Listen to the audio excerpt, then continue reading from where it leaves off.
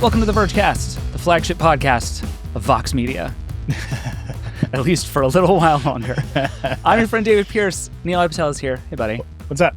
We haven't seen each other in like forever. Like people think it's a bit when we say we only talk to each other sometimes on the podcast, but sometimes we only talk to each other on the podcast. It's nice true. to see your face. This week in particular, I was at I.O. and you were sick, so you were out. Are you feeling better? I am feeling better. I feel like a person for the first time in like 5 days, which is very exciting. I got a just horrific stomach thing that made me just delirious through all of Google I.O. It's been a strange week.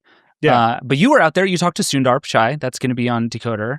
I did. And then I took the red eye home this morning, and I'm on Benadryl sleep. So I'm super loopy too. This is going to be a wild episode of this show. Quite the episode. We have a bunch of stuff to talk about. Jake and Hayden did a great job talking through all of the stuff going on at I.O., all the agent stuff, all the AI stuff. Go watch or listen to that if you haven't for a lot of the news. You and I are going to mostly talk about search because I think we like to talk about search and the web and what all of this means, and I want to dig in on some of that with you. But first, we have a bunch of, I would call it, some personal news stuff to talk about. No, we don't have any personal news. That means things to people. That's true. We've gotten a lot of questions about some corporate goings-ons in the last couple of days. Do you want to just talk about what has happened with Vox Media and with us and with the podcast network over the last couple of days? Yes. And all these names are bad.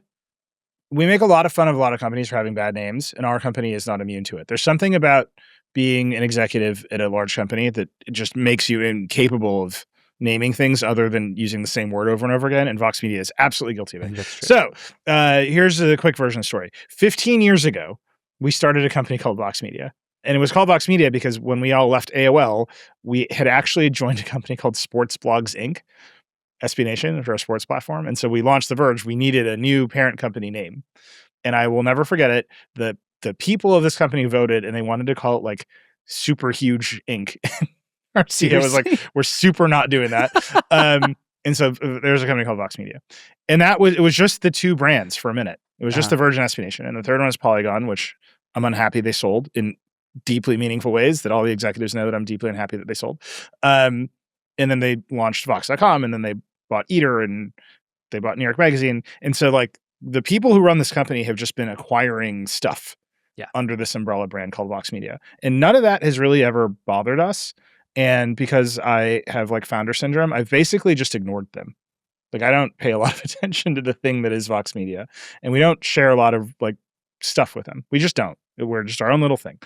Anyhow, I'm saying all that because 15 years later, those same group of executives, Jim Bankoff and all the rest of them, have decided they're going to sell New York Magazine, Vox.com, in a thing that is confusing everyone called the Vox Media Podcast Network to James Murdoch, who is like the younger, more liberal son of Rupert Murdoch. There's a whole succession drama, and they're going to go over there. And then, because no one is good at names or being clear about what is what, they've also bought the name Vox Media, and they're taking that with them.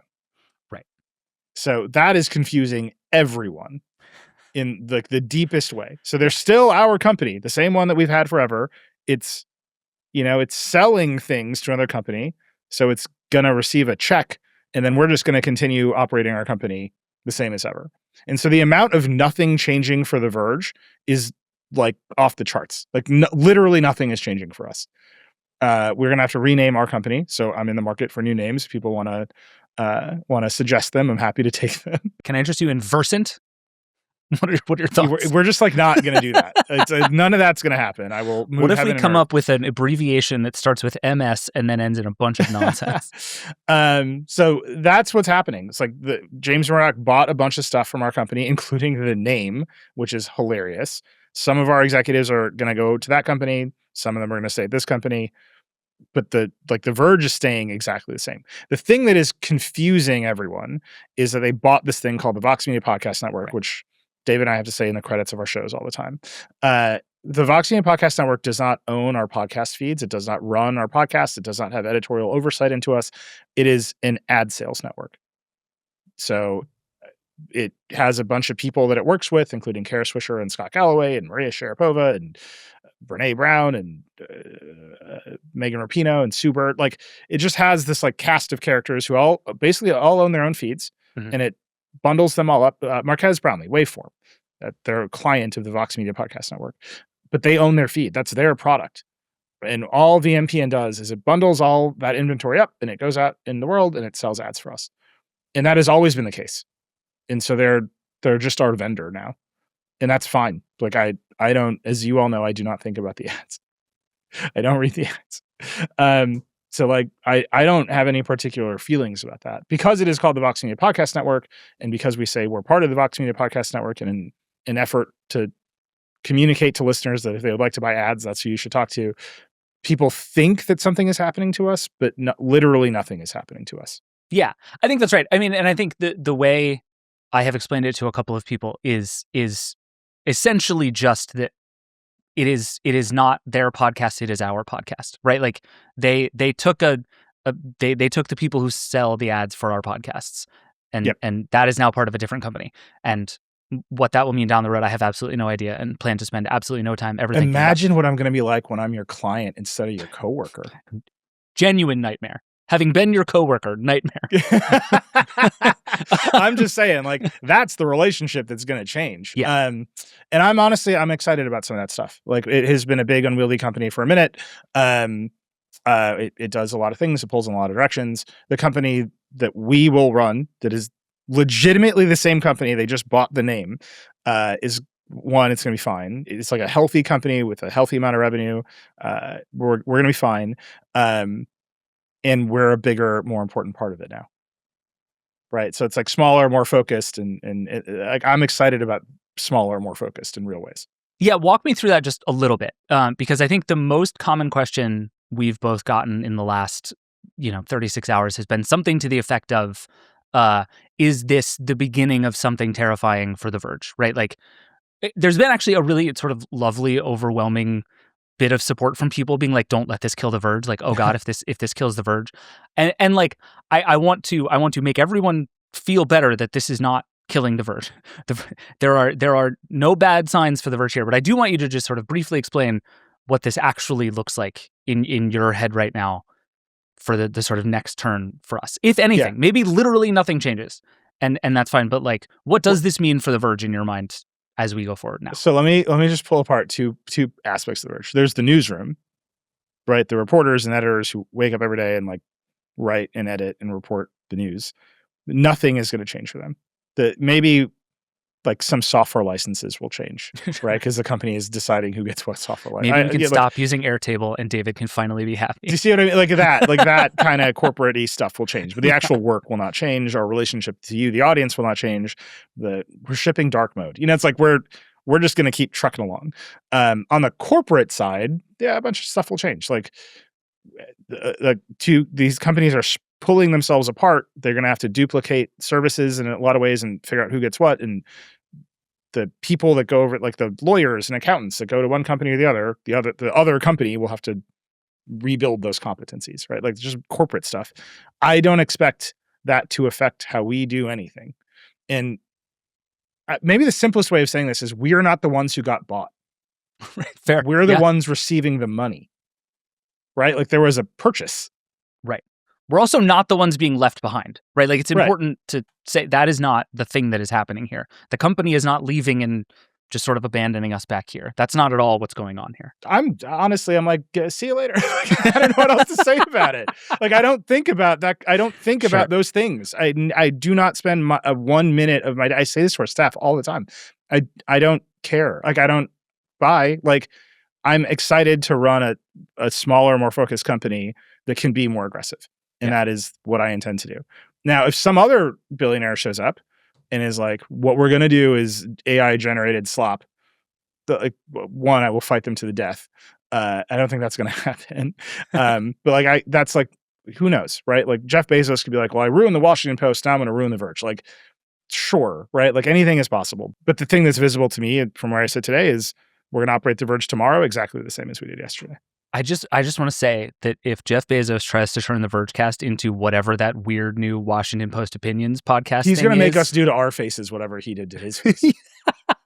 That's the only way I will accept any editorial oversight of The Verge. If you make my face look like Jeff Bezos' face. My price for that is so much lower than you think it is. We're going to give you the little necklace. He's got a good beard. I'll give that to Bezos. He's got a good beard game. But yeah, I would just say, look, change makes people nervous, but and they're like, we have to figure out who gets the like Google Docs logins. Like, there's like stuff we have to do. But the actual like work, zero changes to what we do every day, and zero changes to the show. And maybe one day the people who sell our ads will have to present a deck to me about why they're good at selling ads, which I think will be very funny. Yeah, fair enough. And actually, to your point about changing on the show, we have, I would say, some substantially more fun news about changes we're making to this show. Yeah. Which is that we're kind of completely changing the Vergecast. This is like weird, completely... But like in a fun way. In a cool way that we wanted to do and have been doing for a long time. And it is actually in no single way about this very annoyingly timed news for this particular way. So starting on June 1st, which is like not next week, but the Monday following, the Vergecast is becoming a daily podcast. We're going to start putting out episodes every day, Monday through Friday. We've been talking about this a lot, and I would say the goal is to make the show sort of feel the same, but make more sense. And I actually think in a daily way, we're going to be able to do a lot more of that. I don't know. What are you excited about daily Vergecast? I have a lot of thoughts about this, but I know you were as early as I was in thinking this is a good idea that we should do. Yeah. Why are you psyched about daily podcasts? There's so much news.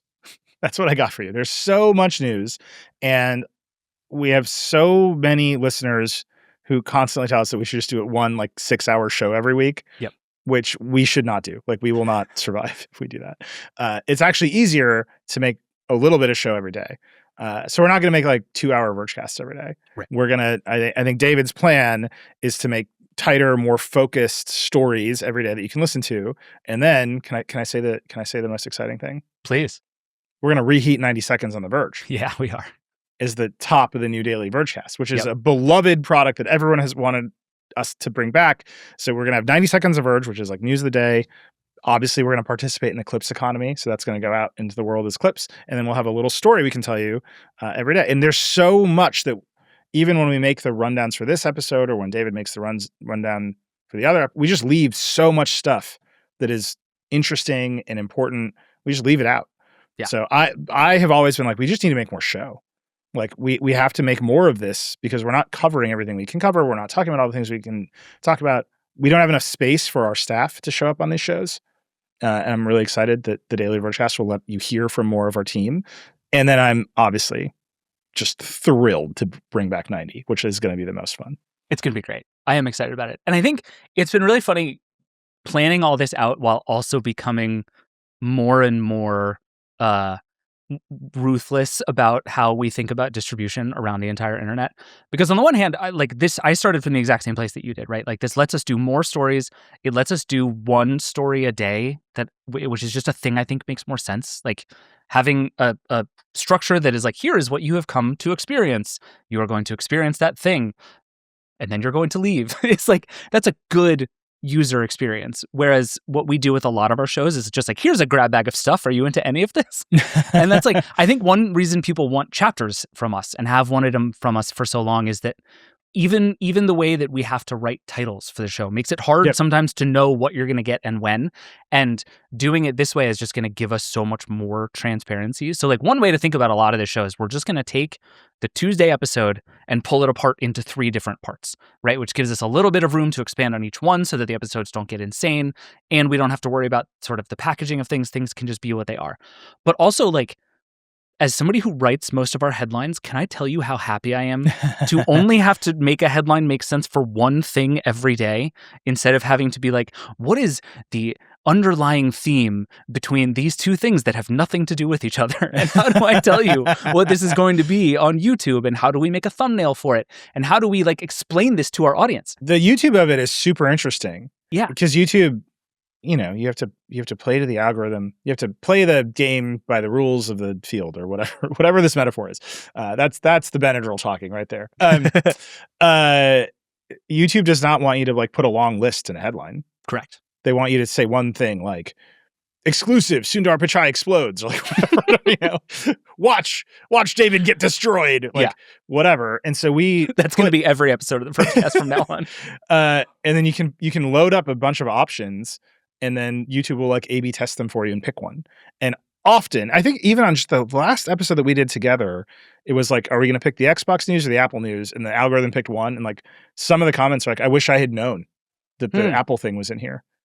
And like, you can just see the fight that you were having with the platforms themselves about how to tell stories in the way that we want to tell stories. So pulling things apart, I think I don't really care if that's easier for the YouTube algorithm. I think it will be better for the audiences.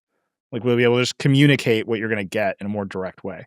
Yeah, and same in podcast feeds, right? Like I think we hear from people all the time who spend a lot of time in our library, which is kind of wild. The idea that anyone is listening to old episodes of the Vergecast just sort of horrifies me to my core. But also, like, I love you and thank you for doing that.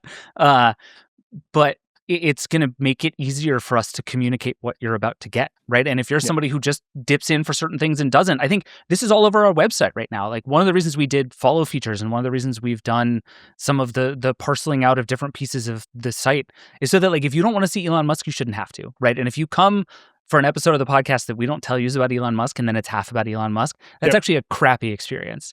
And this is just going to let us make the show sort of each individual part feel whole and bigger and complete. And also we're going to get to tell you about it and show it to you in a way that makes much more sense. I'm very excited about it. And also we get to do 90 seconds on the Verge. And we get to do 90 seconds on the Verge. And selfishly, it means I get to do it most days, which I'm very excited about. It's just, I went back and watched a bunch of old episodes of 90 seconds. We were all just completely out of our mind. The idea that we did that with the people that we did it with, and that this, again, we were younger. Most of us were not married and none of us had children. That's the only way I can explain how we ran a startup the way we ran a startup. Right. But we also, these were like the halcyon days of VC money. So we like had a bunch of camera equipment we probably didn't need. And we were just like, look, this makes the camera go up and down. What if we overuse that in every single episode of 90 Seconds? We lit up that boom arm all the time. All the time. It was great. But anyway, I bring this up largely because we have 10 days from when you might be hearing or seeing this to when we launch this thing. And I want to hear all of your thoughts and all of your feedback. If you hate the idea of us doing a daily podcast, I'm really sorry. But I also would love to hear why, so we can maybe fix that for you. If you have thoughts about things that we should do, or we want to do a lot more like games and gimmicks. One of the things I've been writing down is TikTok games to make Nilay play on this episode. Oh, no. One thing we should also say is that this episode, the Friday episode, where it's just you and me talking about the news of the week, it will probably get a little shorter because we're just going to do more of the stuff over the course of the week. So you and I will have like less new things to talk about every week. But the structure of this episode is not going to change. Like, this is the only time we talk to each other, and we need to do this. I actually refuse to talk to David outside of the show. But yeah, send us all of your feedback. Call the hotline, 866-VERGE11. Send us an email, vergecast@theverge.com. I want to hear all of your thoughts, all of your ideas, all of your feedback. The Daily Show launches 6/1, June 1st. It's the first time I've said it out loud. I've only seen it written down as 6/1, so that's just what it is in my head. I could not be more excited about it. I think it's going to be awesome. Yeah. And just to reinforce the point, it is just all systems go here. Yeah. Like whatever corporate mechanism, bye. Like we're just doing our thing. We're just doing stuff. And Vergecast Daily is a thing we've been working on for a long time. We're very excited about it. And it's still just called the Vergecast. This is the thing we're all having to break, is we've been calling it Vergecast Daily for a long time because that's different from the Vergecast we've been making, but it's still just the Vergecast. Yeah. It's all the one show. We're going to figure it out together. It's going to be great. All right, let's take a quick break and then come back and get into some actual news here. We'll be right back. Support for the show comes from Anthropic. Not every question comes with a clean, easy answer, and the ones that actually matter tend to come with a mix of sparks and second guessing, aha moments, and quiet reflection. So when you're in the middle of something like that, it helps to have a sounding board to kick ideas off and dig into what's really going on underneath. That's where Claude comes in. Claude is the AI for minds that don't stop at good enough. It's the collaborator that actually understands your entire workflow and thinks with you, whether you're debugging code at midnight or strategizing your next business move. Claude extends your thinking to tackle the problems that matter. Plus, Claude's research capabilities go deeper than basic web search. It can have comprehensive, reliable analysis with proper citations, turning hours of research into minutes. For problems worth solving, get started with Claude today at claude.ai/Vergecast. That's claude.ai/Vergecast. And check out Claude Pro, which includes access to all of the features mentioned in today's episode. claude.ai/Vergecast. Support for this show comes from Klaviyo. There are only so many hours in a day, and Klaviyo's 2 powerful AI agents can make sure your team spends them on big things. The first Klaviyo AI agent turns your marketing ideas into reality instantly. Describe what you want: a holiday campaign, a VIP re-engagement series, and Klaviyo builds it instantly. Email, SMS, and push, all coordinated, on brand, grounded in 14 years of Klaviyo marketing data. Nothing goes live without your say-so. The other Klaviyo AI agent keeps your customers happy at any hour.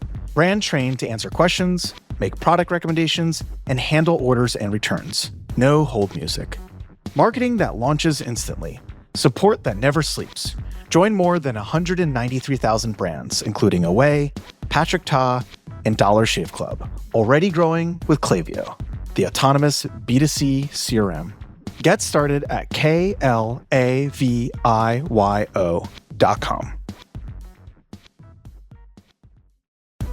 Support for the show comes from Rippling. Nowadays, every business app claims to be all-in-one, but for some reason, you're still bouncing between a handful of platforms to keep things running. With Rippling, you can finally downsize to one platform that actually does it all. Rippling is the unified platform for global HR, payroll, IT, and finance. Workflows that normally bounce across several different tools and departments all just happen in one place, automatically. Let's say you have an employee getting promoted. Rippling can update their payroll taxes, manage any new app permissions, ship them any new devices, issue a new corporate card, and assign trainings, all in one platform, without the fuss of dealing with 10 different logins to accomplish a short list of tasks. So if you or your company want to run the backbone of your business on one unified platform with people at the center, head to rippling.com/Verge and sign up today. That's RIPPLING.com/Verge to sign up.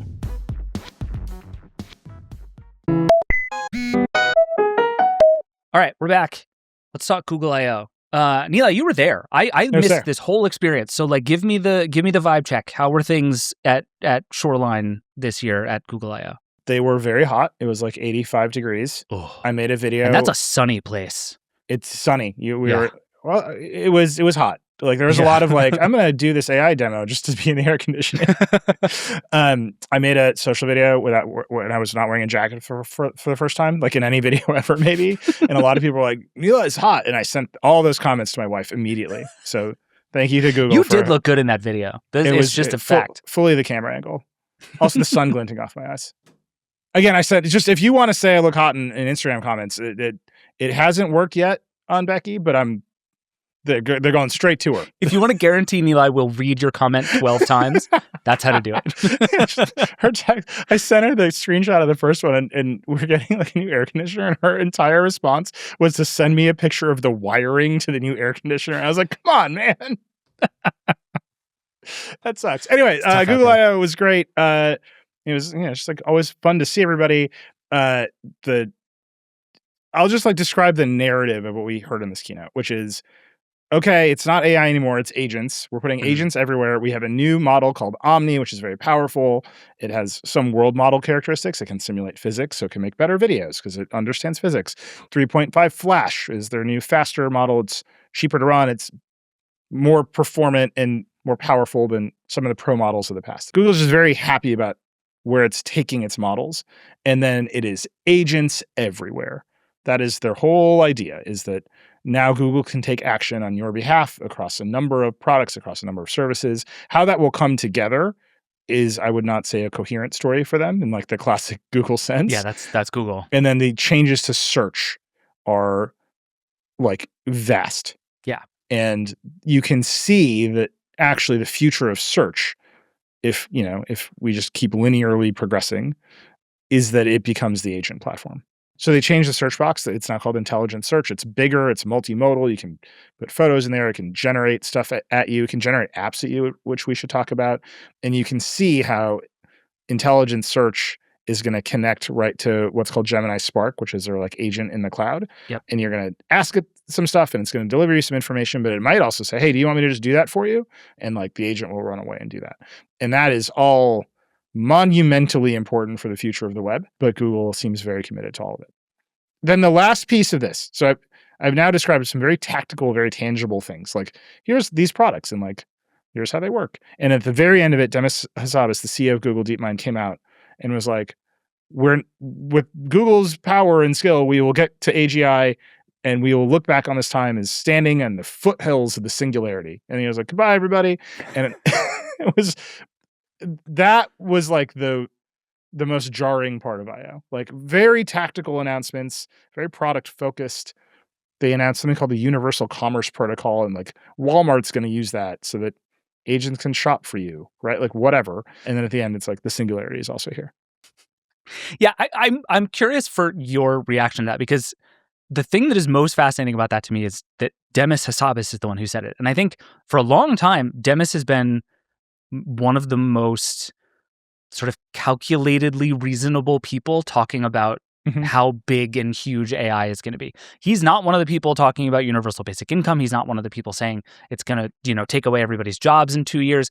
He just won a Nobel Prize for some of the work he's done in AI. Like, he is a person with as many sort of receipts on the work that they've done, and also who has done, I would say, a reasonably good job of explaining what this stuff is and is not for a long time.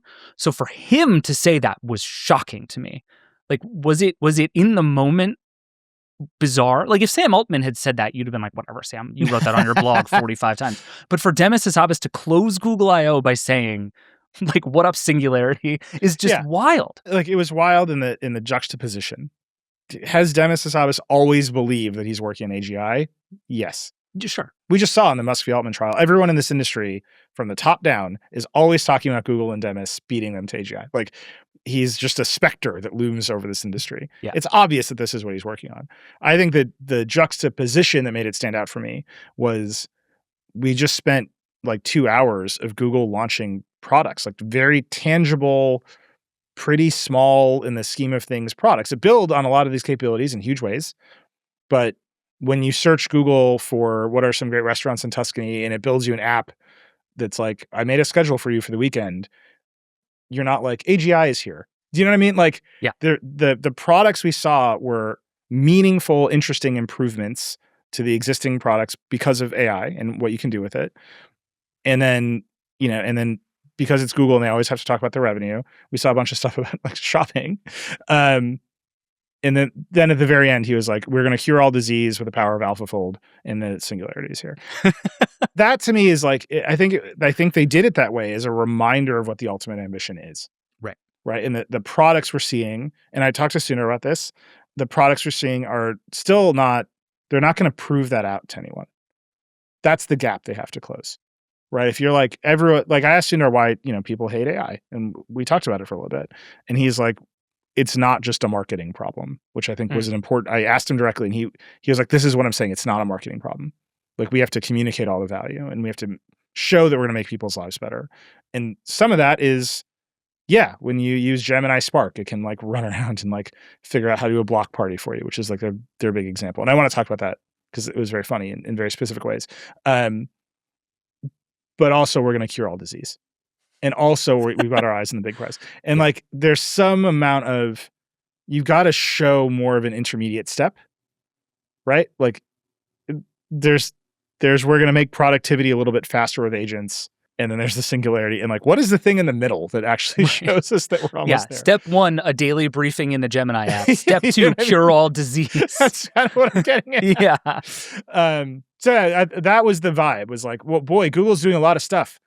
Everything is called Gemini. So it's hard to even tell them all apart in the classic big company naming problem scheme. But if you look at all the stuff, you're like, oh, eventually this will all come together, right? And the future of Google as an interface looks like an agent of some kind.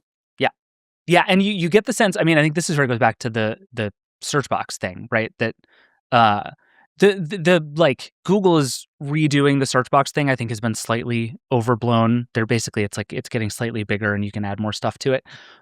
But fundamentally, Google has not changed what the thing looks like when you go to google.com in a long time. So just the sheer fact that is changing at all is really meaningful. And I think I spent some time with Liz Reed, who runs search, and Josh Woodward, who runs Gemini, ahead of I/O. and basically just kept trying to get them to explain where one ends and the other begins. Mm-hmm. And their answer was essentially, people come to us for different things now. And I think everyone at Google seems to see a world in which these things begin to converge on one another. And I think if you're Google, what you are correctly realizing is, oh, we own the search box, which is the single most valuable piece of real estate on the internet. We have to do all of this there, right? Like Gemini is growing really fast, doing really well. People are downloading the app. People like it. It's going fine. The Google search box is still the thing. And you really get the sense that they're building more and more stuff into that, working their way back to some of this Gemini stuff.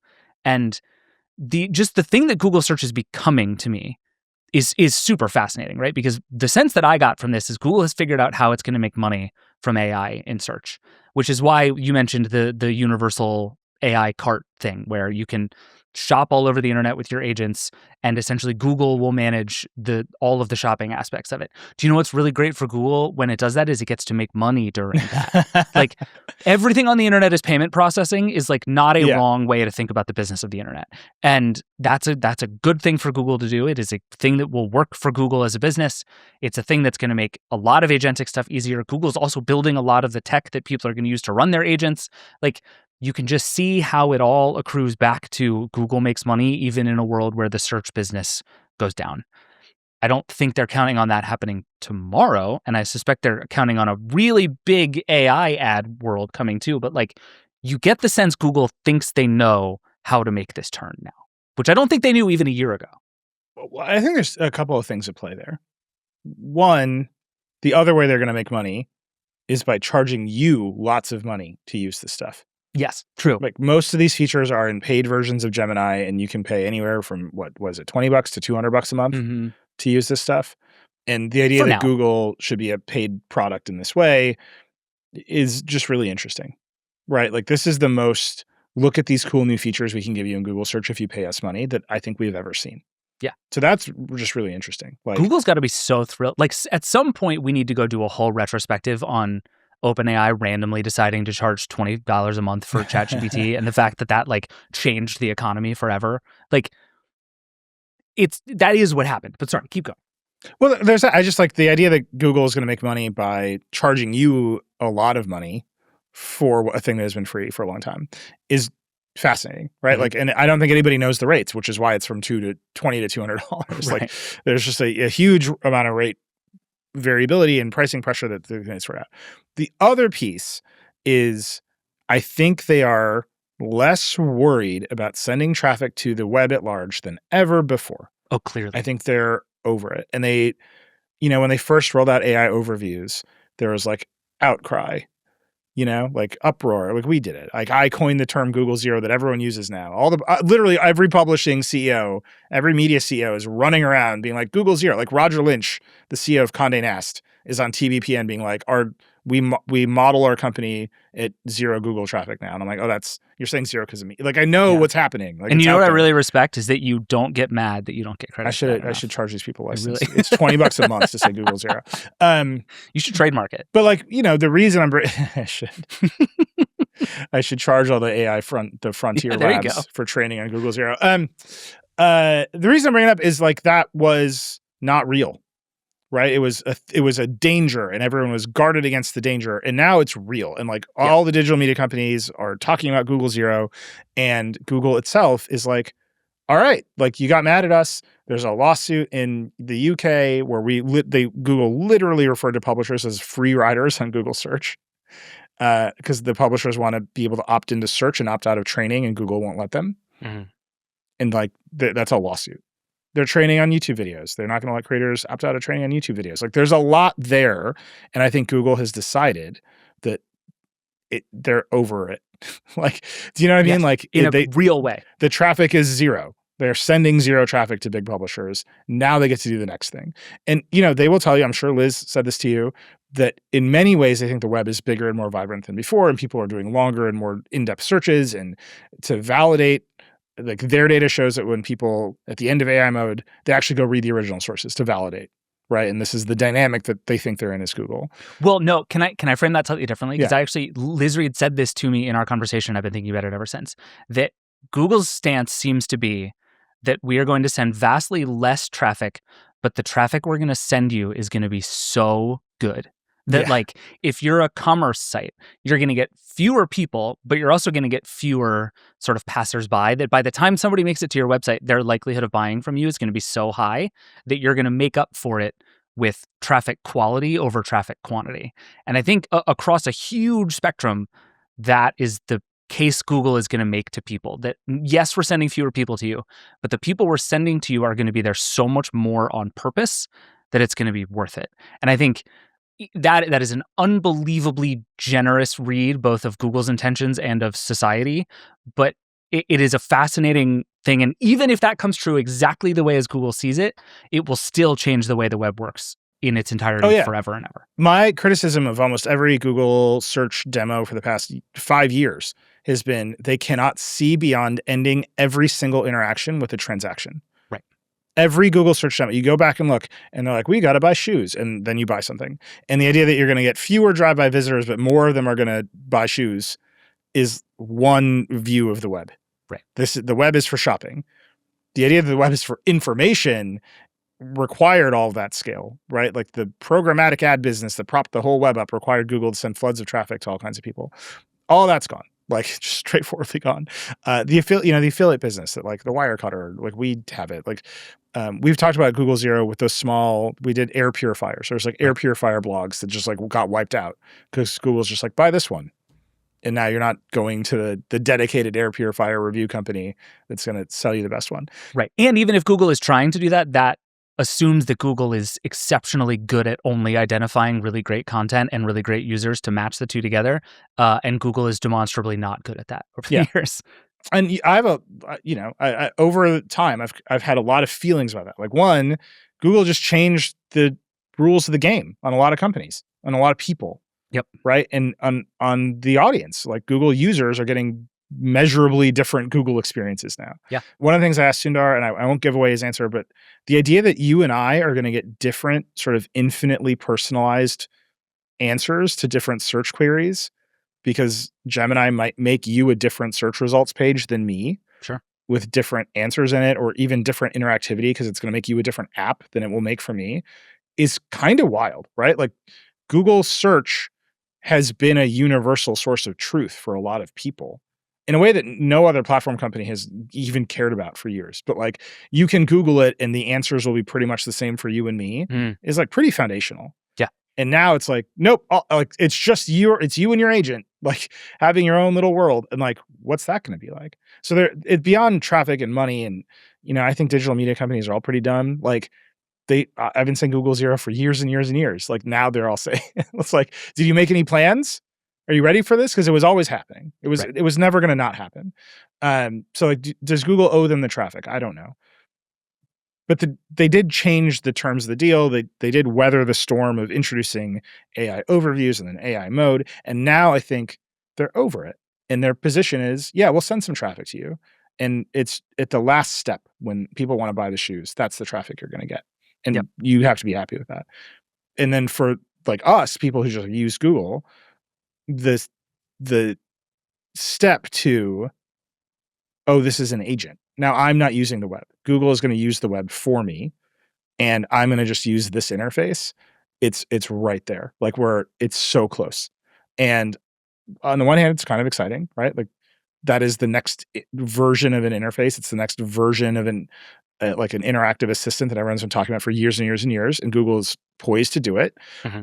And then it's also like, oh, but this is going to change how I get information. Like my list of primary sources that I can go evaluate and look at, that might just be gone. There might not be another search engine like that ever. Yeah, I think that's right. And I think Google, like everybody else, is one really important step away from pulling that off, which is that nobody seems to know how that thing works or what it looks like.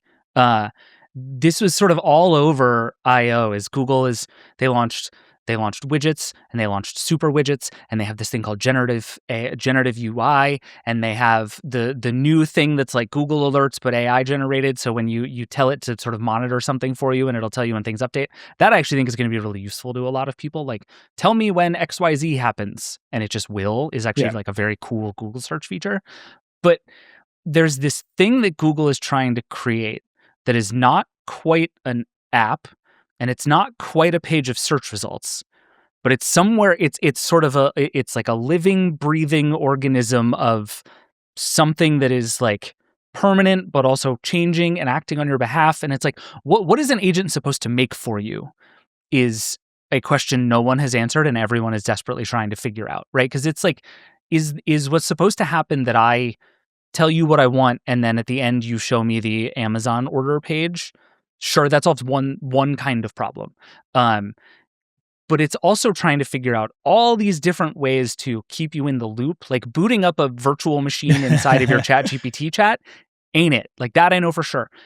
But, and I was talking to Liz and Josh about this too, and they're still very much trying to figure this out. Like what is this thing that it's supposed to be? Because I think from a pure user perspective, the idea of are 10 blue links the best we can do for you when you ask for some information?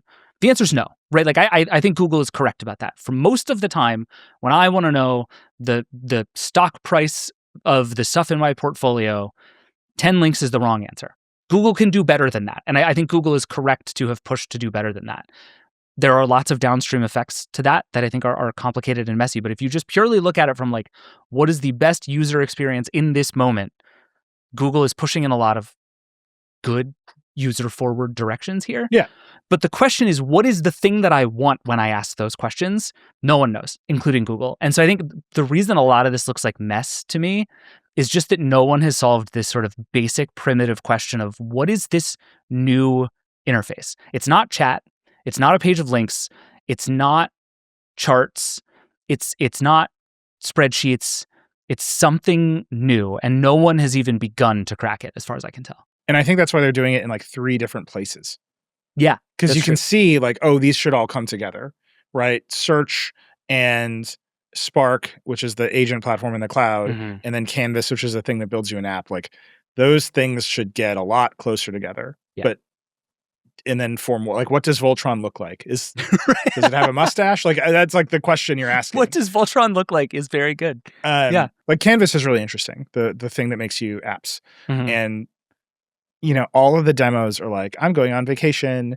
I want to eat at these kinds of restaurants. I've got these kinds of days. And then it makes you a trip planner, right? And it's like, here are your time slots. Here are the choices in these time slots. Like push the button and then you'll make all of your picks and you'll have it. And so, you know, like at the demo, you know, it's these poor people. Like I asked so many questions that eventually they brought me one of the PMs and one of the senior engineers who had built the whole thing to answer my questions because I have so many questions. Like the wizards behind the curtain came out to talk to you. It was super fun to talk to them, right? These are problems of first impression in software and computers. Like you're going to say that you want to go on a vacation and the computer is going to respond to you by making you an app is not a thing that has happened before. Right. Like kind of no matter how you feel about AI, you're like, that has never happened before. That is super interesting. So I'm looking at this app and, you know, in the demo, you can watch it in the keynote. It's the same kind of demo that I got. You can watch it write the code.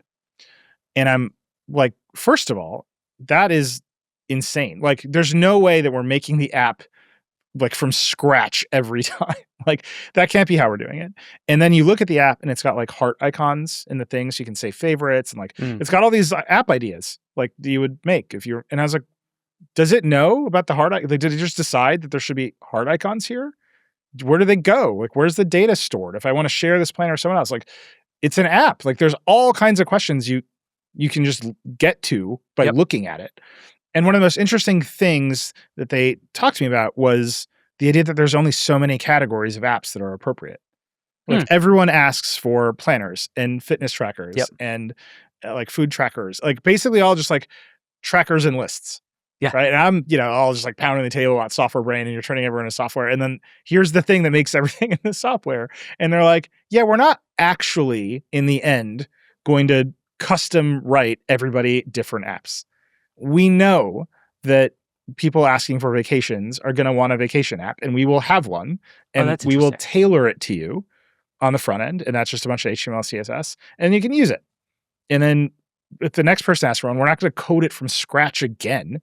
We're going to like use the template again and make it a little bit customized for you. And yes, there will be a long tail They told me that like lots of people make video games in this thing and they're testing, which is super interesting. But like that long tail is eventually they will see the patterns in the long tail and they'll templatize those too. That's really interesting. Right. So like here's this like fascinating Google dynamic where they're going to use the AI to let you have like an infinite canvas of app development as the response to searches. But also they have so much scale that they can see the most popular kinds of apps that need to be made, and they're just going to pre-make them for you. And then, yes, you can adjust, you can like vibe code the UI, but like the logic of the app and how it works and like what is the best practice for a trip planner app, like that will just exist. And that is, again, in software, like I cannot think of anything that has ever looked like that. Like maybe like you could buy HyperCard stacks on 3.5-inch floppies.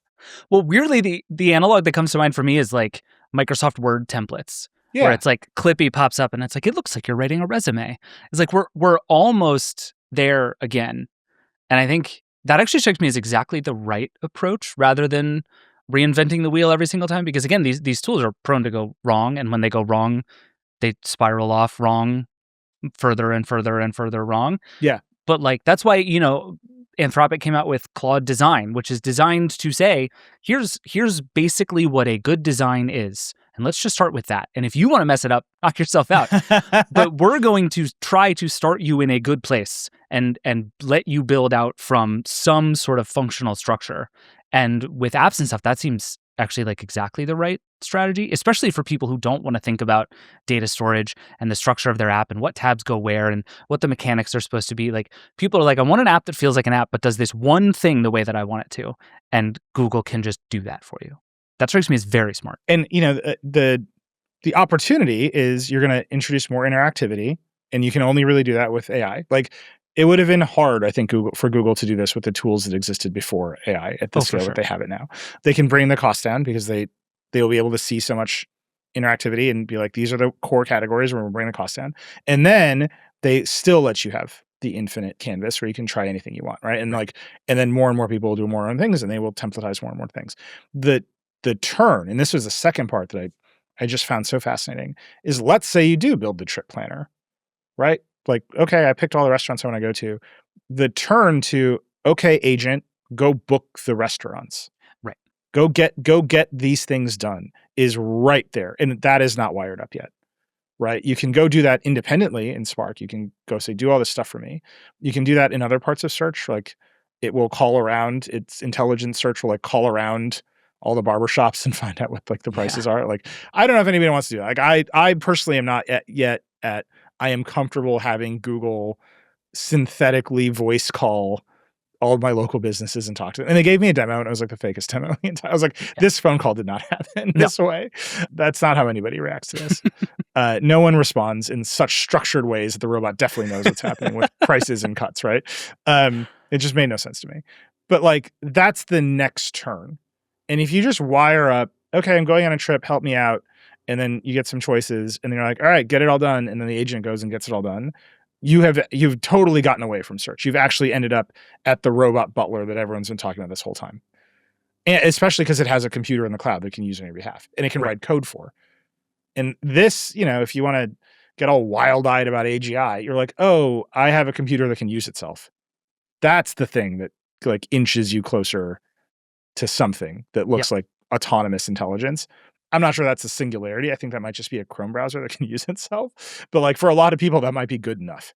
You know what I think Google thinks that is? This is actually the last thing we should talk about, which happened last week while we weren't podcasting. But you just described Google Books. Like this is why Google is making Google Books. Yeah. Google had this big. They had the Android show. They announced a bunch of new stuff the week before I/O. But the big thing they announced is this new lineup of devices called Google Books, which is a horrible name that no one should have allowed. But here we are.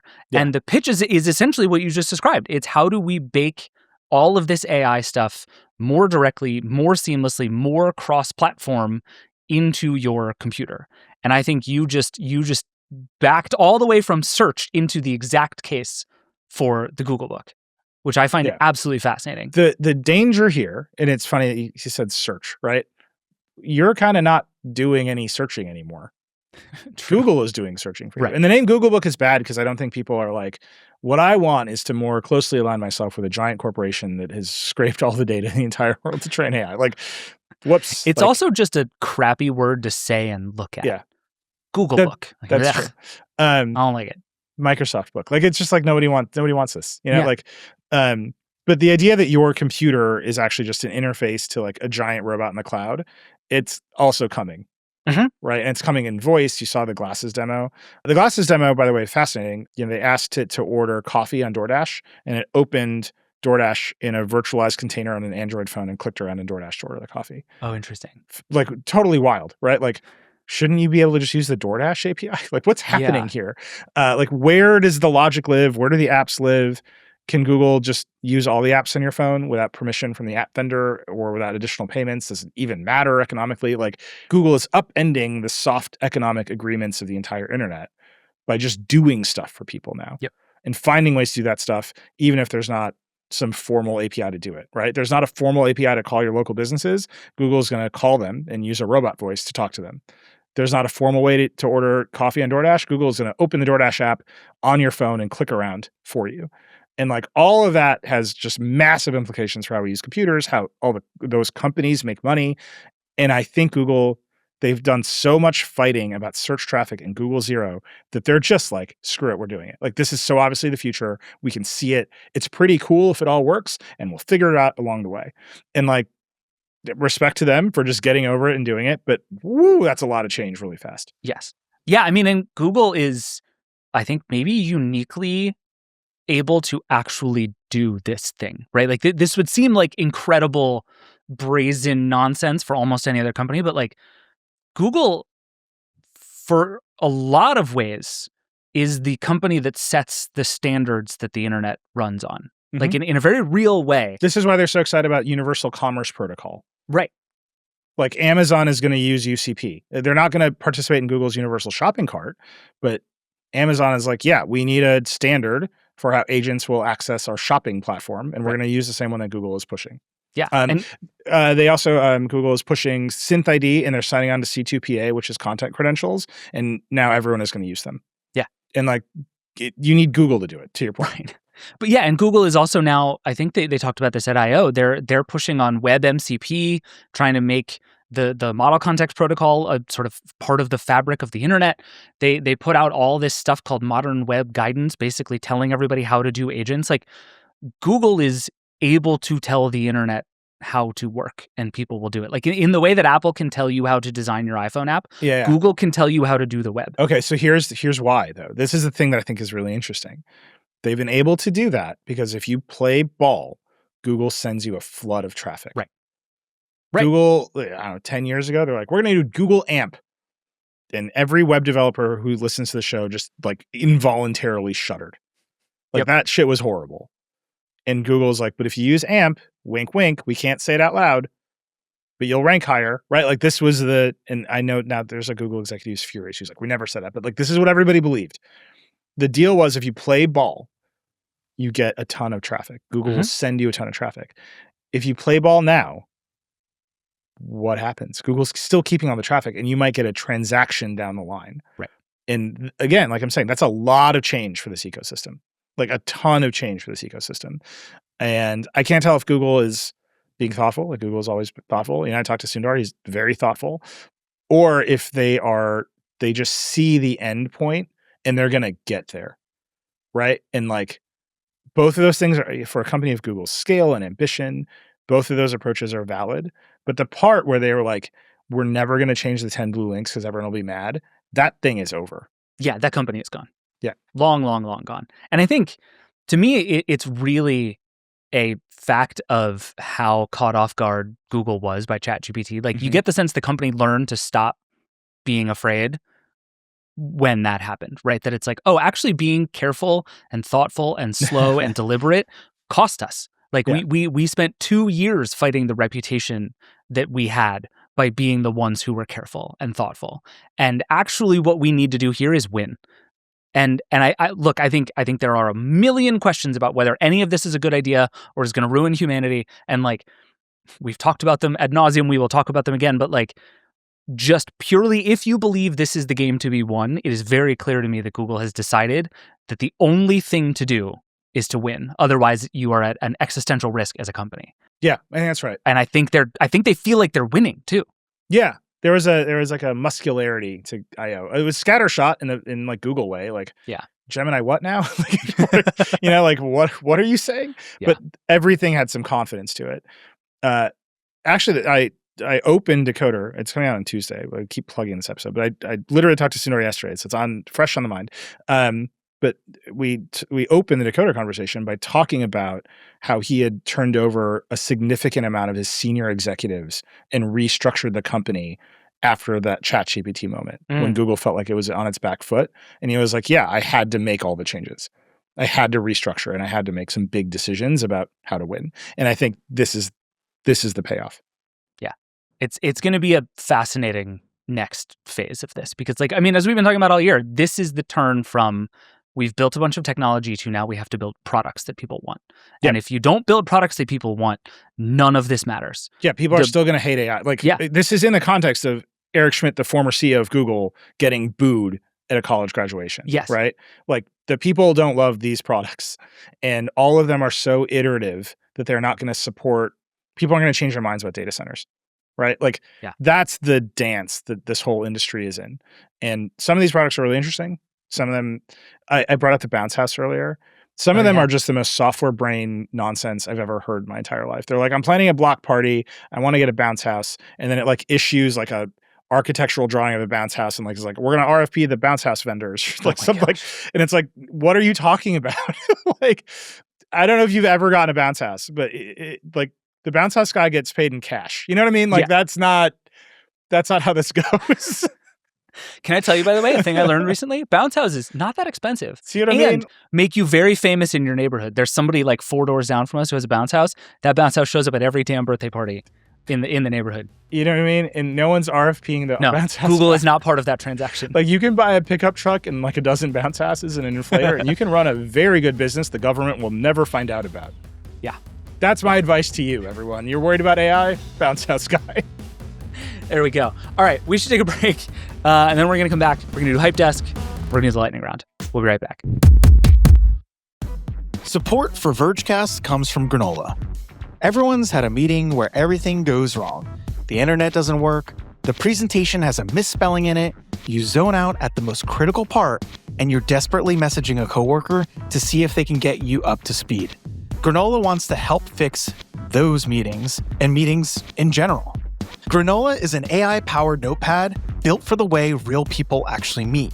You simply take rough notes like you normally would, and in the background, Granola securely transcribes the meeting. Then, it turns everything into clean, structured, actually useful notes when the meeting ends. And you want to know the best part? Granola works through your device's audio, which means it integrates seamlessly into the video conference tools you already use. No setup, no awkward bots. It's just your normal meeting with superpowers you need to do your job better. So if meetings are eating up your day, Granola is a no-brainer. You could try it totally free for 3 months. Just head to granola.ai/Verge. That's granola.ai/Verge to get your time back. Get 3 months free at granola.ai/Verge. Support for the show comes from Upwork. To the business owners out there, be honest. Were you the kind of kid who couldn't help but take over the group project in school? If that's the case, it's not surprising that you went on to start your own business. But by now, you know that real growth comes not by doing it all perfectly by yourself, but when you learn how to delegate. That's where Upwork comes in. Upwork is a one-stop platform to find, hire, and pay expert freelancers who can help you with web and software development, data and analytics, marketing, business operations, and more. Upwork can help grow your team and your business by connecting you with specialized talent across more than 125 categories. Thousands of growing businesses already trust Upwork to hire flexible, high-quality freelance talent for everything from one-off projects to ongoing support. It's free to sign up, and posting a job is easy. Visit Upwork.com right now and post your job for free. That is Upwork.com to connect with top talent ready to help your business grow. That's Upwork.com. Upwork.com. Support for this show comes from Proton VPN. No matter where you're located, your online activity shouldn't be up for grabs. That's why Proton VPN adds a layer of protection that keeps your browsing habits private and your data out of the wrong hands. Proton VPN is a secure VPN service designed for people who want to prioritize their digital privacy and security. It keeps what you do online private and lets you access the internet like it should work. Open, secure, and on your terms. Plus, Proton VPN has a strict no logs policy that's independently verified. It's open source so anyone can inspect how it works. And it's backed by a foundation focused on protecting user rights, not selling your data behind the scenes. It's easy to get started. Right now, Proton VPN is offering our listeners 70% off a 2-year plan when you go to protonvpn.com/Verge. That's protonvpn.com/Verge for 70% off your 2-year plan. That's protonvpn.com/Verge.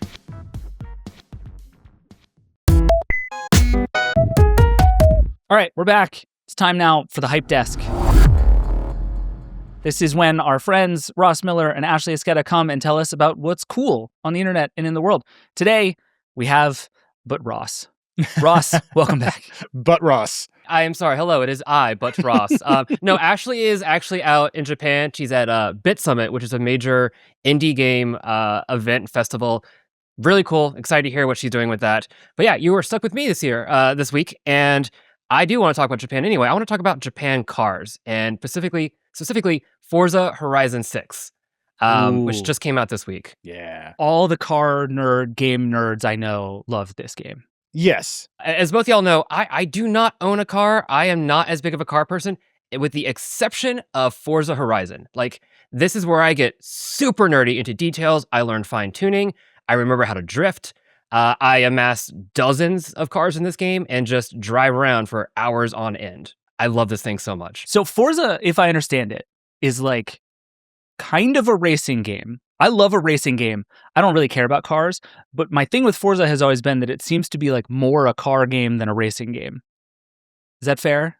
Yes. Okay. So there was always been 2 different Forza branches. The Forza Motorsport, which is like the super serious simulation style. That is, unfortunately, they stopped making those games as about 2023. But the arcadey ones, the Playground Games, it's a kind of like a West Midlands English studio.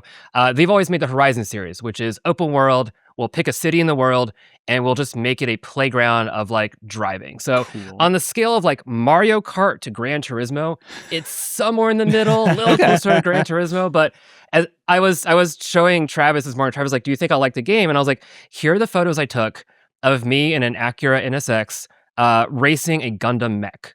And he looked at it and went, I don't think this game is for me, but I get what you're talking about now. But this is like pure Nilay bait, right? This is what I love. I love a car game. Like I'm a Madden player, as everyone knows. I mostly just play Madden, and then I love a car game. Horizon for me has always been. It's got a little bit of like RPG grinding in it. Like you got to play it a lot to get the good cars, which is just a feature of car games now. But it looks so beautiful. Horizon 6 looks so beautiful. I might be willing to give in. It is gorgeous. It is also on Game Pass Ultimate, like the expensive tier. So pay $23, give it a shot. But no, it's like, since Horizon came out, I think the last one came out in 2021, it's like a 5-year gap between Maddens, right? It's iterative. It's a little bit iterative. You know what you're getting. You're racing. It's a lot of similar cars. But now it's just a new location. This location is Japan.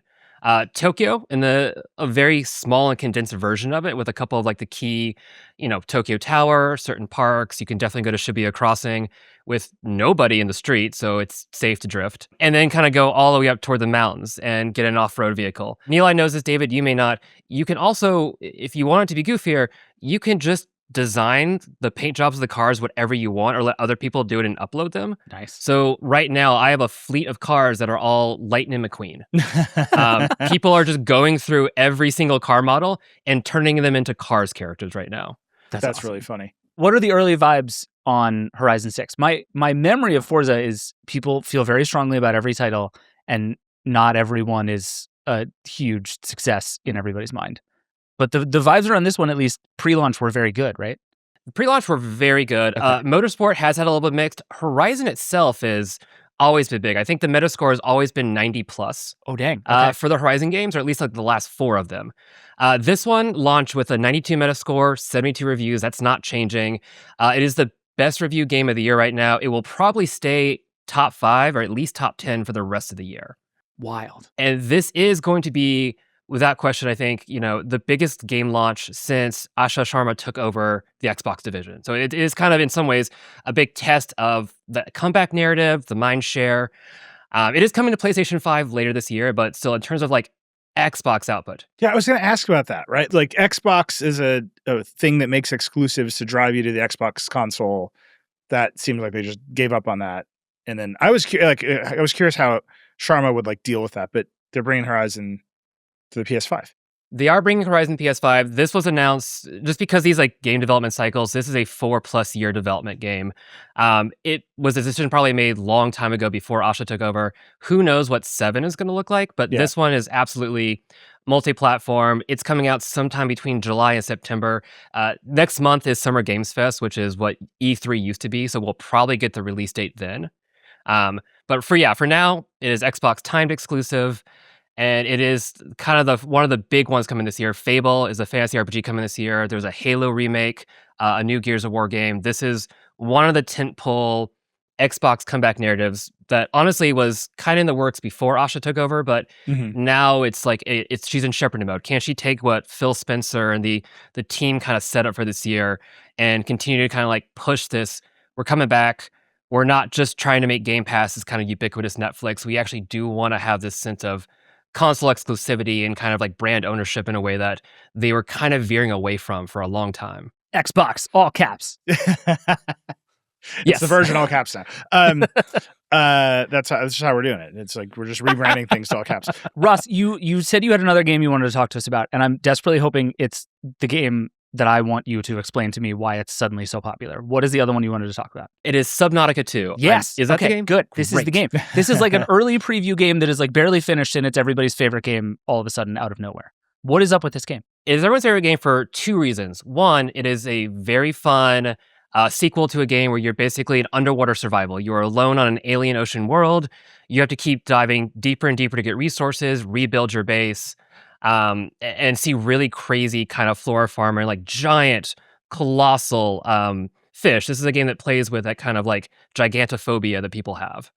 But the reason people are really excited about it, if the other reason is, was a huge part of a lawsuit about a year ago where a CEO used ChatGPT to try to get out of paying a bonus. Ooh. So let me rewind a bit, and I'll try to do this as quick as possible. Okay. Subnautica 1 was an indie game, got bought by a publisher, Crackdown. They're known for PlayerUnknown's Battlegrounds. They're a South Korean publisher. And it was one of those kind of 2-tier acquisitions. We'll give you a lot of money up front. And then if you hit a certain revenue goal or milestone and sales goal by, I think it was originally next month, you get a $250 million payout. What has since been released in Delaware court filings is the CEO did not want to pay that. So he went to ChatGPT, and this is like July 2025 version of ChatGPT, so not the best business advisor, and had it make a plan for how to avoid the payout. So they were doing these weird kind of intentional delays on the publisher side. They ultimately ended up firing the 3 co-founders, hoping that would just kind of put an end to it. A few months ago, I think in March, the Delaware judge said, you can't do this, reinstate them. I think they now have until September to hit that sales goal. And if they do, Crackdown has to pay $250 million, most of which goes to the 3 founders. A 10% carve-in will go to 100 of the developer employees. Which no small chunk of change. A lot of developers make it $250,000 bonuses out of this. We don't know the exact details or the numbers. Some of this is a lot of rumor and whisper, but the broad strokes of the story are that. So right now, looking very, very good. I think they hit, 2 million units sold in the first 12 hours of the game being released. Unreal. It hit 460,000 concurrents on Steam, which is the biggest PC gaming storefront in the world, which made it the 3rd biggest game in the world for the weekend, this past weekend, behind only Counter-Strike and Dota 2. And in my decades as a journalist and later as a game consultant, I have never seen the top 2 change. So Oh, wow. for all intents and purposes, this was the biggest game in the world for this weekend. And it seems like it's like a perfect storm of good game that people like plus really cool thing to root for that you might as well spend some money on this weekend instead of waiting a while, right? Like it's a real Exactly. stick it to the man and also play a fun game, which is a pretty hard thing to beat. Right. If you're mad at AI, you can boo Eric Schmidt and you can play Subnautica That's too. right. Basically that. And it's been fun to see. It's fun to play. You did mention it is early access. So I think for people who are not as used to that, it's basically an incomplete game. It is playable. It's got a lot you can do, but it is not going to be the hundreds of hours you can put in the first Subnautica. They're still kind of building it as they go. This has become more and more common, particularly with some of these like bigger indie titles. Hades did this. Hades and Hades 2 both launched early access, and they kind of built the game in real time, getting feedback from players and almost kind of chaptering the experience. Like you could have played Hades for over the course of 3 years in early access, getting a little more story and gameplay as you go. That's going to be the same case here. They're thinking about 2 to 3 years is the estimate to get more of the world done, more biomes, add a lot more stuff to play and do, and honestly just finish the story. So what you're getting today, if you pay for it, you have the whole game when it comes out in 1.0, but that's going to be a ways off. So there's going to be little bugs. It's a little broken at times. You do it for the experience more than you do for like the final product at this point. It's good stuff. All right. That's the Hype Desk. Ross, good to see you, buddy. Thanks for coming. Goodbye. And now, Nilay, it is time. After a week off, the people missed it. It's time for America's favorite podcast within a podcast, the world's favorite podcast within a podcast. Brendan Carr is a dummy. We have big Brendan Carr as a dummy.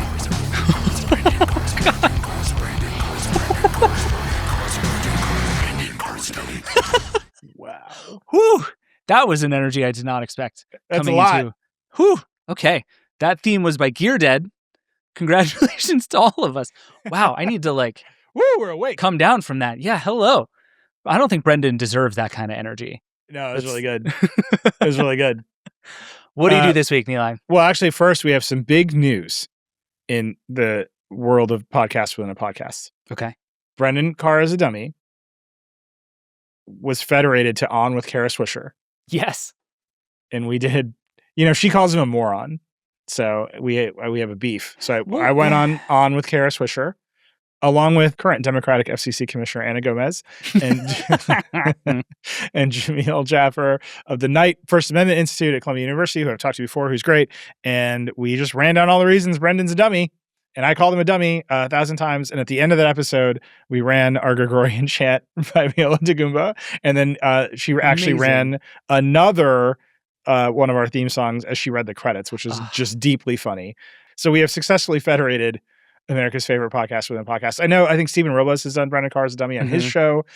Please, by all means, Brendan Carr's a dummy. Like, get out there, do it on your show. You can have it. Yeah. But to do that and to call him a dummy so many times with like a current sitting FCC commissioner, I was like, I might be a little out over my skis here.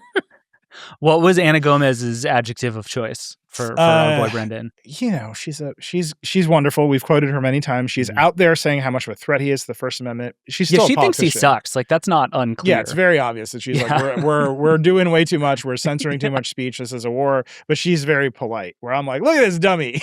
There's a good dynamic there with Commissioner Gomez on Kara's show. Yeah, that's good stuff. So do we have news this week? Of course. Or did he didn't give us the week off? The news isn't just that I successfully made a podcast within a podcast go on yet another podcast. That would be great if that's all that happened. I'm telling you, the Vergecast eventually will be all podcasts. We're going daily and then we're going infinite. It's like every podcast is just a segment of the Vergecast. Yes, that's exactly right. Someone tell Bill Simmons. Okay, Brendan, this week, very dumb, very simple, very dumb. A real element of a Trump administration is how, from the top down, everyone believes that if you stop measuring things, they go away. Mm-hmm. This is just a characteristic of Trump administration. So in the first Trump administration, I think you will all recall, Trump was like, if we stop testing for COVID, the COVID will go away. And it's... Well, this was back when Russia had, quote unquote, 0 cases, right? And Trump was like, well, I could also have 0 cases. Yeah, Florida has 0 cases. It's not measuring this stuff. Like, this is just a theme. And if you look for it, it's a repeating pattern in Trump administrations. If we just stop measuring the thing, it will it will go away. It will not be a problem. So there's this thing we have called the National Broadband Map, where you can see what broadband providers are in your area. People can report if those broadband providers are lying about the speeds and availability and the prices. Right. And so the idea is that we should have a national broadband map that no matter where you are in the country, you should be able to log in and see who's claiming to provide you internet service, that you can pick between competing vendors, and that they have to like report truthfully speeds and prices. So Brendan this week issued a notice of proposed rulemaking to streamline the complaints process for the National Broadband Map. So we're going to get rid of some ways you can complain about broadband providers, which just basically means like now you can't. I don't know what else to say. Like now you can't say the broadband providers are lying to you in the National Broadband Map. And this just is of a piece of with him, getting rid of the nutrition labels and making them less rich, because that's an onerous burden on broadband providers to have to say how much the fees are when they charge you for broadband. And now it's like, yeah, even if they're lying to you about the actual speeds that are available in your area, it's harder to complain about them, so that when people go look for competition, they can see what providers are truthful and which ones aren't. And it's just such a classic Brendan move. Like he's so at his core anti-consumer and anti like liberty and freedom in markets that he's like, I'm not even going to measure whether or not people are telling the truth. Right? Like we're not even going to have a system for you to say, hey, we made a map of all the broadband providers and who they service and what the speeds are and whether we're going to make that stupider. Because if I stop measuring complaints, I will be able to say there are no complaints. It's just obviously the goal. And of course his backers and big telecom will be happy. So that's just very dumb. And it's just of a piece of what I was saying at the beginning of like a pattern in Trump administrations is if we stop measuring things, they will go away. Which I'm guessing for the Vergecast audience makes exactly zero sense in like a very particular way. Like that's not how it works. And now we're going to stop measuring whether or not broadband providers are doing a good job. The thing I hate about that is if we stop measuring it, it will go away might be a more politically successful strategy than I would like it to be, even though it is pure nonsense and actually just only stands to hurt real people in their lives. I mean, there's other examples in Trump too, right? We're going to change how we calculate unemployment. We're going to fire the people who do inflation calculations. We are monkeying with data across this country all the time. Yep. It's just Brendan is particularly dumb because I'm going to streamline the complaints process is like, no, you're not, man. Like we all know who you are. Just say you're going to end the broadband map. Yeah, just have an email inbox. There's how you streamline your complaints process. Problem solved. What are we talking about? By the way, if here? you go look at I encourage everyone to go look at the National Broadband Map. Type in your address. It's like fascinating to see how much or how little competition is in your area competing for your service. Like mine it's Verizon or Optimum. Mm-hmm. It has some speeds listed, and then there's like, it claims that a bunch of like fixed wireless providers service my house, and it's like, no, they don't. That's not as real as we want it to be, but it's nice to see all those options. Yeah. Right. We just got FiOS in our neighborhood, and it is like the most intense door-to-door salesman rivalry happening right now, because like for the longest time, the only thing anybody had in our whole city was Comcast, and everybody hates it. It's just bad. And now there's Ting, which isn't like wired everywhere, but you can call them and they'll come and, run the stuff to your house and everything's fine. And there's Verizon. And so now that there's actual competition, it's literally like twice a week somebody comes to my door and is like, so what's Ting charging you? Are you happy with the speeds? We can probably do better. And I'm like, listen, buddy, I've had FiOS before. And then 2 days later, somebody comes back and they're like, so do you want FiOS? It's crazy. That's great. It's like actual competition. What you got to do is you got to call whoever you have and be like, this guy came to my door offering me money and they'll lower your prices. I'm going to end up deciding to play this game and it's going to save me a lot of money on very fast internet. This is what agents are for. There's one thing I will let the robot voice do the phone call for on my behalf is like you call the ISP and negotiate prices. Google can absolutely call Verizon on my behalf. I have no problem. I feel like a lot of people are waiting for the Comcast disclosure right now. Oh, yeah. But here's a fascinating turn of events. But in all the shuffle, the NBC Universal investment in Vox Media went to Versant. Oh, God. So disclosure, Versant is an investor in a company, and I've literally never heard from them. Also, what do they do? What's there to Brown? Like, I don't know. That's your disclosure. It's not Comcast anymore. That day has come to an end. Sure. There was a shuffle. Yeah. Assets, Great job, everybody. Digital media executives shuffled some assets around, once again, leading to nothing of impact happening to us. Does that mean the Versant name is now free? Could we? Can we just start saying it? Yeah. Just like make it a word that exists. Like that's very Versant of you, Dave. It's very Versant. But it's all caps. That's really important. Anyhow, Brendan, if you know what the word Versant means, or you want to explain to me how streamlining the collection of broadband data and complaints will actually lead to better data and better competition, you're welcome to come on this show, or apparently any show at any time, because Brendan Carr is a Dummy now exists across the entire podcast ecosystem. It's good stuff. Streamline is such an awful euphemism for get rid of, but you hear it everywhere, right? Like it's also a thing all these companies say when they do layoffs. They're like, we're streamlining our workforce it's also by firing 12,000 of you. You know, it came into being because people were like doing aerodynamics in the 60s. So I just imagine Brendan putting like big wings on the side of the website. It's very good. Anyhow, that has been Brendan Carr's Dummy, America's favorite podcast within a podcast. It's good stuff. Brendan Carr is a dummy. It's so good. That's still the theme song. I love all the other theme songs equally, but that one's still my favorite. That one feels right to me. Going on a Kara Swisher podcast and playing a Gregorian chant of Brendan Carr's Dummies is very good. I just thank you everybody for allowing that moment to happen. It is great. I'm only slightly jealous that you did it with her and not me, but you're back here, which suggests that I'm better than Kara Swisher. This is home. I'm never leaving home. I mean, also, I just want to say, current FCC Commissioner Anna Gomez was on the show when we played the Gregorian chant of Brendan Carr as a dummy. Yeah, that's good stuff. All right, so I have a lightning round item that is a bunch of things all at once that I just want you to try and make sense of. I would just like to read you a bunch of recent Spotify-related headlines from theverge.com, and I want you to explain to me how it's possible that all of these things can be true at the same time. Ready? Yeah. Verified by Spotify badge lets you know this artist isn't AI. OpenClaw and Claude can put your AI-generated podcasts in Spotify. Spotify is verifying podcasts made by real people, too. Spotify's Studio's AI agent creates a daily podcast just for you. Spotify is going to reserve concert tickets for real fans. Spotify is launching AI-generated remixes. Spotify's AI will be able to make an audiobook playlist for you. Spotify will offer authors a way to AI-generate audio versions of their books. What is happening? I think Spotify is one of the most interesting companies in tech and have for a very long time. They're like right in the middle of culture in a really complicated way that has dealt with so many tech ramifications. But this company is both so unbelievably AI pilled and so aware that its users and its customers and its clients hate AI, that it is twisting itself into knots and is becoming like this completely unmanageable mix of AI slop and AI tools to make AI and tools to prevent AI and tools to run away from it. What is happening here? Yeah. We have a verified badge for not AI music is we'll link the story and people can read it. It's basically an honor system. You can just sort of tell Spotify that you didn't use AI. Yeah. And that's it. And compare that to Google rolling out Synth ID in all of its products and putting the Synth ID detector in a bunch of its products and pushing the whole industry to using content credentials.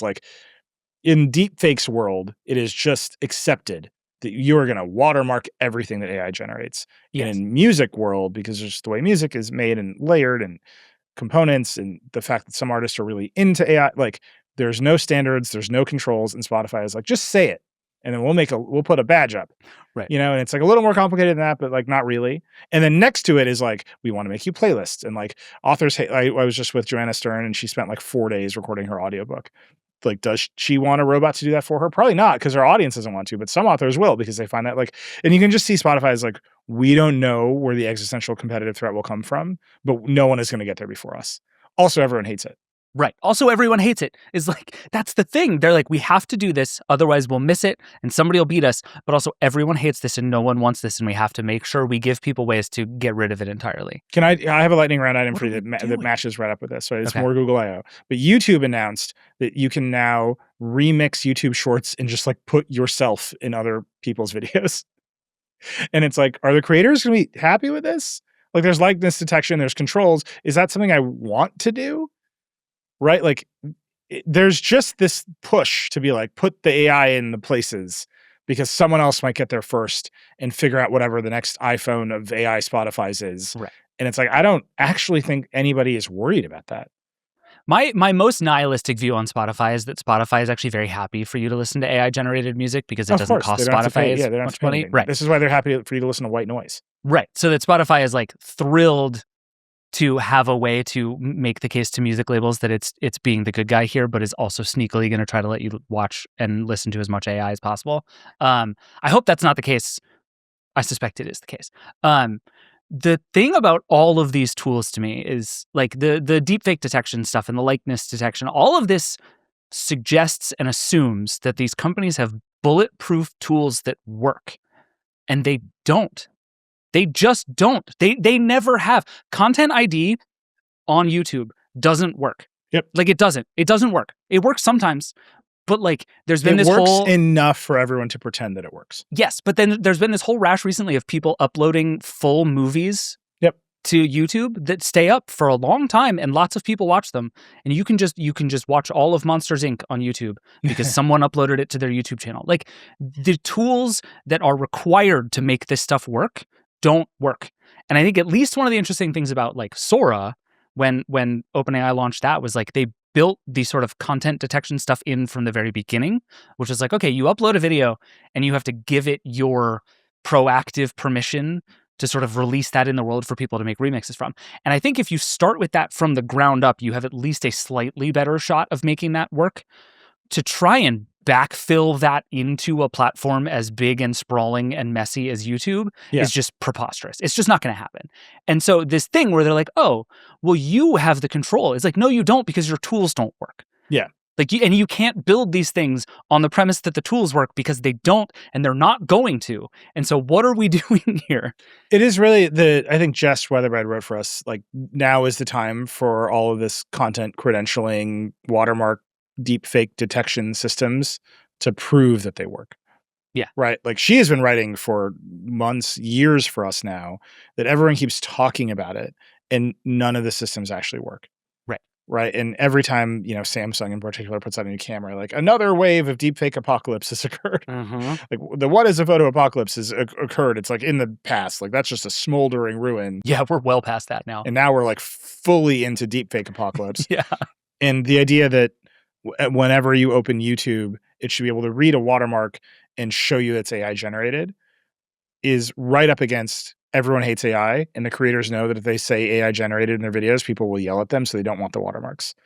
Yep. And it's like, well, then you shouldn't use the tools. But then you can't not use the tools because to be a successful creator on these platforms, you have to make an infinite amount of slop. Like you have to make 4 videos a day on TikTok to be a TikTok creator. Like that's just the rule. Like there's some kind of swirling pressure on all these platforms where they know that what they want is more. And the easiest way to get more is AI. And then they know that the audiences hate AI and they also shouldn't serve them deepfakes because they might destroy the world in our shared notion of truth. But then we definitely need more. So here's more AI. And like, I don't think anybody, to your point, I don't think anybody has a clear and coherent vision of what it means to run a social media platform in the age of AI right now. No. But again, I think everyone feels like they have to race after the thing, right? Like so much of this is all the same thing. Everybody feels like they can't risk losing the race, but nobody knows what they're racing towards. So all we get is just insanity all the time.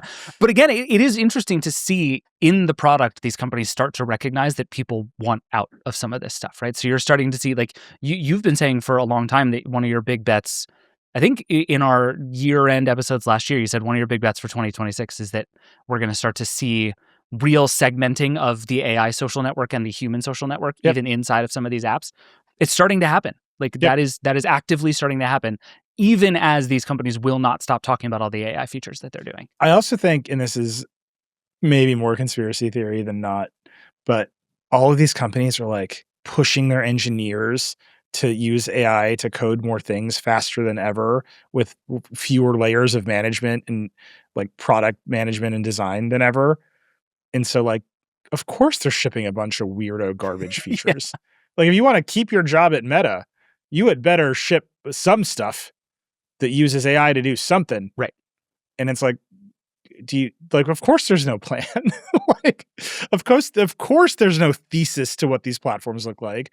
You've terrified everybody that they'll lose their job if they don't token max their way into shipping 500 new features tomorrow, with literally no oversight. It's just like they're going to kill themselves. Like, I don't know how else to describe this. Like, the people don't love it, and I haven't seen one of these features on any of these platforms where I'm like, that rules. Yeah, I totally agree. Actually, no, I did see one.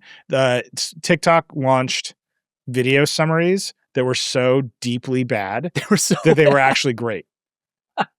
I got so many that were just completely 90 degrees divorced from what the video was, that it was like it had no idea. It wasn't even wrong about the video. It was just a completely different video. Yeah, it was a different video. It was like always about fruit. Like, these berries are glistening red. And it's like, what are you talking about? It's like, these are trucks. What are we doing? Yeah. It was great. Yeah. That's the best one that I've seen. That's fair. So I do agree with that one. All right, you piggybacked on mine, so you go next. What's your next one? I mean, we have to talk about the SpaceX IPO. Elon Musk just filed for it. It's supposed to be $1 trillion, the biggest IPO ever. There's a lot to say about the SpaceX IPO.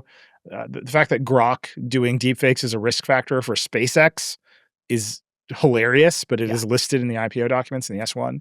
Because X is now part of XAI, which is now SpaceX AI, which is part of SpaceX. Yep. Cool. So, of course, Grok doing deepfakes is a huge risk factor for the space company. That makes sense. Yeah. You know, a lot. You can dive into the financials of it. Maybe we should have like Liz come back and do that with us. But the thing that really grabbed me was SpaceX business is a broadband business.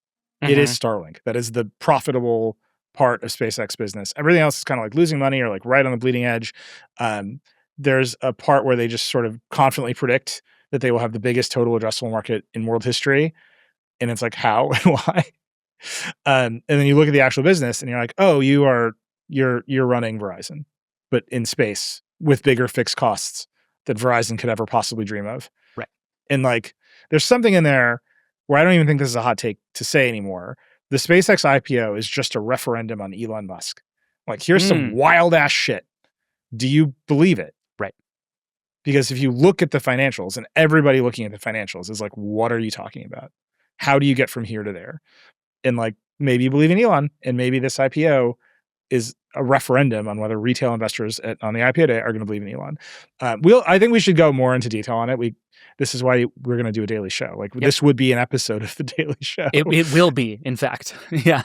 Maybe a couple of them. Like, if you just look at the graph, like the estimated total addressable market by segment, and like it's a $28 trillion total addressable market that they're calculating. They're just like, there will be a $22 billion market for enterprise AI applications, and we'll have all of it. And it's like, what are you talking about? Like, that doesn't seem right. Yeah. Like, there's just a lot of that going on in the S1. So we'll go through it in detail. But the core of it is like, it's so funny that they're a broadband company. Like, the heart of it is that they're running T-Mobile. Yep. Like, I don't think T-Mobile. Space T-Mobile. It's like, but with the incredible fixed costs, and also you can't repair anything if it goes wrong. Right. Amazing. Yeah. Yeah, it's pretty good. I also encourage everybody, S1s are a lot. They're very interesting because it is maybe the most honest a company kind of ever has to be, especially at this stage. But especially the risk factors, especially for a company like SpaceX, they have to detail every single thing they can think of that might go wrong. Is just so funny in this case. One of them literally amounts to like, we might not get to Mars. Imagine that being a risk factor for your company. Oh, it's just wild. The big payoff on Elon's stock is only triggered if he establishes a colony on Mars with 1 million occupants. Right. That's like, all right. Like, that's one way to structure your stock vesting schedule. Knock yourself out, buddy. Yeah. It's very good. All right. My last one before we go is we need to briefly talk about the Trump phone. Oh, boy. The Trump phone is in the wild, Nilay. I don't know if you're aware of this. A few places have them now. Yeah, it's out there. We don't, which I find incredibly personally upsetting. I'm not saying we're definitely blacklisted by the people at Trump Mobile, but I'm just saying that Don Preston on our team has covered Trump Mobile more closely than anybody, and they have, I would say, become increasingly less thrilled with him and willing to talk to him over time. Yes. Well, they've only talked to him once. Yeah, but it was glorious. And they showed him a phone that we believed was the phone. It is, in fact, it appears the phone. The phone is incredibly late. It is not made in the United States. It is now, I believe the phrase is made with American values in mind, which is just hysterical. Perfect. Yeah. Like, you can just say things is the Trump mobile thesis. The phone appears to be just a blatant rip of an HTC phone. Yep. It comes with a gold, not actually gold, but gold colored braided USB cable, which I very much appreciate. It has an American flag on the back with only 11 stripes, which is perfect. It just seems like everyone who is buying this phone is going to have wildly overpaid for kind of a crappy mid-range Android phone. So CNET got it. They put up a video. We have it here. I just want to skip to sort of the end. They just did an unboxing hands-on. It's great. They're showing the camera, and they're showing some photos that they took with the camera and the camera roll. Every single photo is watermarked with not only the date and time, but a Trump logo. Oh my gosh. It's the most insane thing I've ever seen in my entire life. That's There's a T1 phone logo on every photo it takes. That's incredible. It's so good. It's so good. That is the most perfectly on-brand thing I think I can imagine. Presumably it can turn off, but it's like, how do we set our phone apart? Put a Trump logo on every photo it takes. Man. So I live near Washington, D.C., and I'm in D.C. all the time, and everywhere you go, now there's some giant banner with that one face of Trump doing his sort of like angry, God. And I'm just like, what they need to now figure out a way to watermark that into the background of every photo you take. And that's the real future of the T2 is just going to have Trump's face somewhere in the background of every photo that you take. That's the synth ID. Yeah, exactly. It's like, that's how you can detect if it's a deepfake. Like if there's not like in the noise of the photo, a Trump face. Yeah. We're going to get a Trump phone. We're going to review it. I'm confident it's going to be a shit mid-range Android phone loaded with bloatware, but that's the reality of it. Yep. But it's out. It's happening, David. It's honestly, I'm sort of thrilled. Like I have said all along that it is much funnier if this thing actually exists than if it doesn't. And I'm genuinely psyched that it actually exists. And it's also terrible. I mean, they got farther with the Trump phone than they did with the Foxconn factory. I'll give them that. Sure. Truth Social is built in. Huge distribution win for Truth Social. So far, I do want to point out that so far only 2 of them exist. And they went to true. NBC News and CNET. Is this shipping? You know what I mean? True. That's a fair point. If you have one, Vergecast at theverge.com, 866-VERGE11. Call us from your Trump phone. Tell us how it goes. Yeah. I'd love to hear from you. All right. We need to get out of here. Nilay, it's good to see you. You go sleep off Google I.O. I'm going to go sleep off whatever the sickness is I've had all week. Send us emails. Tell us what you want to know on Daily Vergecast. If you have more questions about everything going on at The Verge, we are always game to hear about it. Vergecast at theverge.com is the email. 866-VERGE11 is the hotline. Remember, as always, the best thing you can do to make Nilay in particular completely ungovernable is to subscribe to theverge.com. Theverge.com/subscribe unlocks everything. You get ad-free versions of this podcast, version history, decoder. Nilay, Sundar on Tuesday? Is that what you said? Sundar's on Tuesday. It's a good one. We went Big long. decoder week next week. Yeah. Did you make Sundar look at your phone this year? I did make him look at my phone this year. All right, that's going to be a good one. Go subscribe to that just so you can watch that one over and over and over and over ad-free. It's going to be amazing. Yeah. We will be back on Tuesday and Friday, one more week of normal programming before we get into daily stuff. We have a really fun show coming up on Tuesday, including about this thing that I'm wearing, the Fitbit Air. Very excited to talk to V-Song about that. The Vergecast is Verge production and part of the Vox Media Podcast Network. Today's show is produced by Eric Gomez, Brandon Kiefer, and Travis Larchuk. We will see you next week. Nilay. Rock and roll.